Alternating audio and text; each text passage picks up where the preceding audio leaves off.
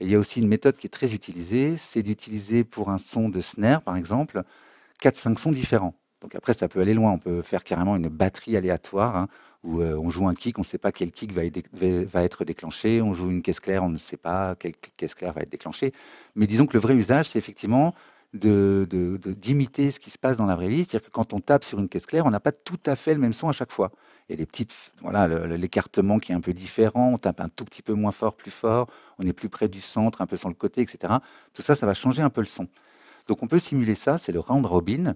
Et donc effectivement, l'idée, c'est par exemple, je vais aller dans batterie, chercher des one shot, oui, sample, ça marche aussi très bien, oui, c'est vrai. Donc sample, on va prendre snare par exemple.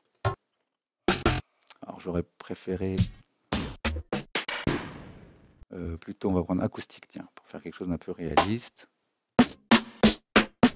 Voilà, l'idée c'est de prendre des sons assez proches. C'est pas tout à fait le cas ici. Bon, pourquoi pas. Donc voilà, l'idée c'est qu'on va avoir effectivement 4-5 sons, 10, 120 sons disponibles.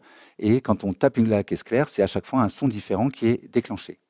Pour faire ça, on va utiliser comme instrument sampler.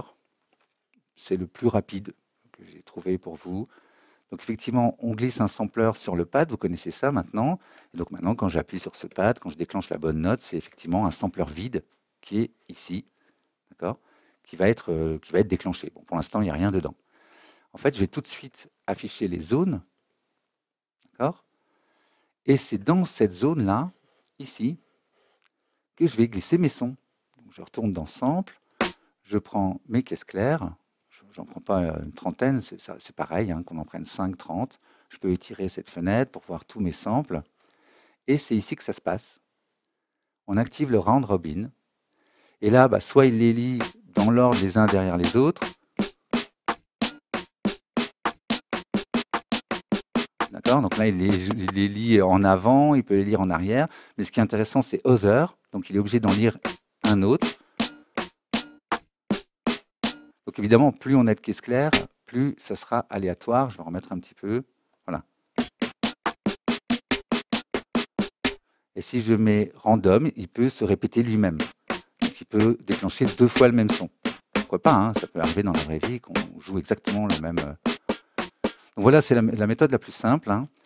On met un sampler sur une piste, instrument sampler sur la piste. Dans le sampler, on affiche ici les zones. On glisse les sons dans les zones, dans cette zone plutôt, dans ce carré là, ici, dans ce rectangle. RR, et ensuite Other ou Random. Et voilà, c'est fait.